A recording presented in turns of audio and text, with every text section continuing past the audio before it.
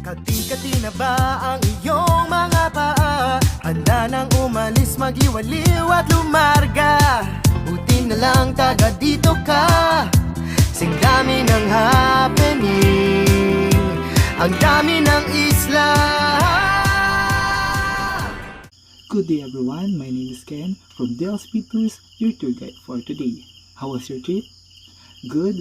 Alright, please follow me on our way to the bus. Is everybody settled?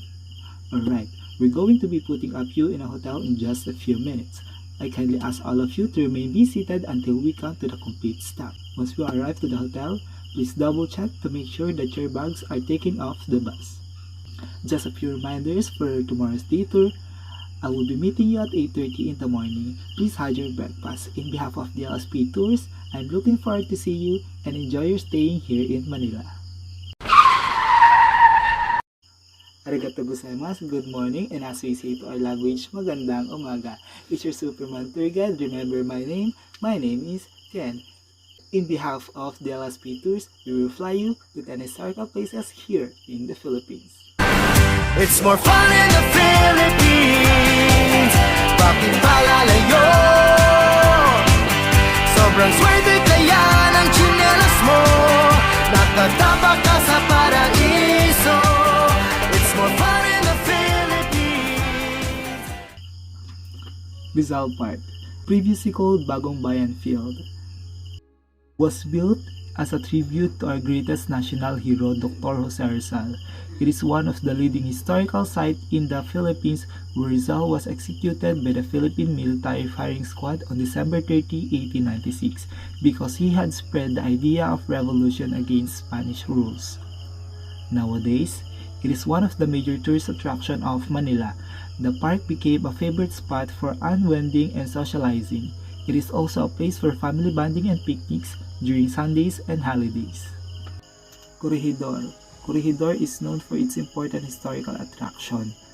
When the Japanese invaded the Philippines, Corregidor became the headquarters of the Allied forces and also the seat of Philippine Commonwealth government. The huge firearms of Corregidor, which are used in support for Filipino and American defender of Bataan, are now silent, but the damage seen on buildings, structures, and tunnels in the island continues on telling a very moving story of a war that has claimed so many lives. Intramuros. It is the oldest district and historic core of Manila, where old Spanish era influence are still plentiful. Photography and history lover will find Intramuros an interesting destination. If you visit the place, you can still feel the Spanish ambience and appreciate the historical landmarks and churches in the area. Plus, visiting Intramuros is very affordable and worth your time. Going here, you can re-experience the past in the modern light. Edsa Shrine.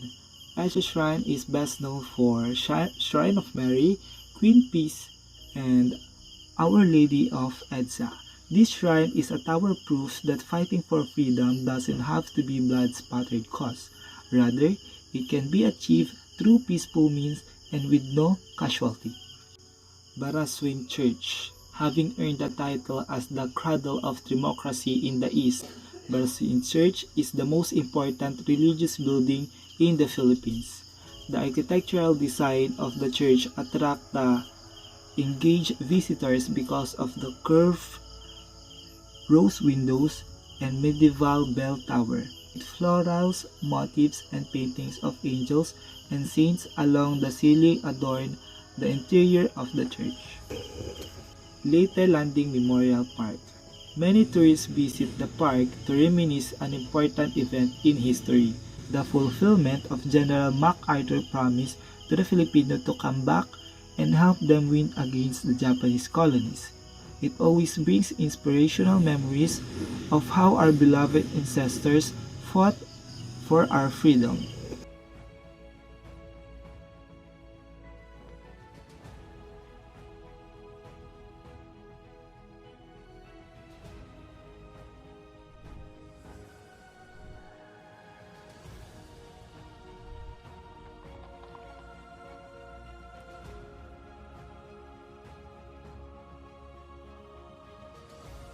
Fort Santiago. Fort Santiago, located in the Intramuros, is famous tourist destination here in the Philippines. It is the historical structure that is part of the city famous wall. The attraction of the site is a museum where you can find a replica of Dr. Rosario Rizal prison cell before he was executed. You can just imagine how hard it is to be imprisoned, tortured, and executed in one of them. Mactan Shrine. Mactan Shrine is located in the Mactan Island in Cebu. Is made in honor of Lapu-Lapu, Ferdinand Magellan, and the Battle of Mactan. It is also known as Liberty Shrine, and it lies on the very ground where the battle took place. The said encounter was between the Spaniards led by Ferdinand Magellan and the locals led by Lapu-Lapu. Rizal Shrine. Rizal Shrine is an important historical place in Dapitan, where Dr. Rizal spent 4 years in exile.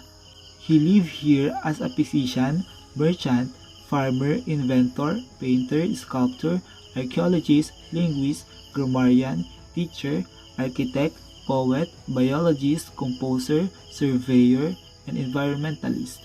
He was also a father and brother to all Dapitanons, serving and helping those who needed him. No wonder Dr. Rizal is considered as the Philippine national hero. Rizal Shrine nowadays is of the most attractive tourist spot in the Philippines. It reflects Rizal lifestyle and how he socialized with the people around him. Banawe Rice Terraces. Banawe Rice Terraces was made approximately 2,000 years ago, carved into the mountains by the indigenous people using only their hands and some crude equipment. It is said that if the step were put end to end, it would encircle half the globe. It is considered as one of mankind's greatest engineering accomplishments. Ang dami ng isla. It's more fun in the Philippines. Bakit ba lalayo? Sobrang swerte kaya ng tsinelas mo. Nakata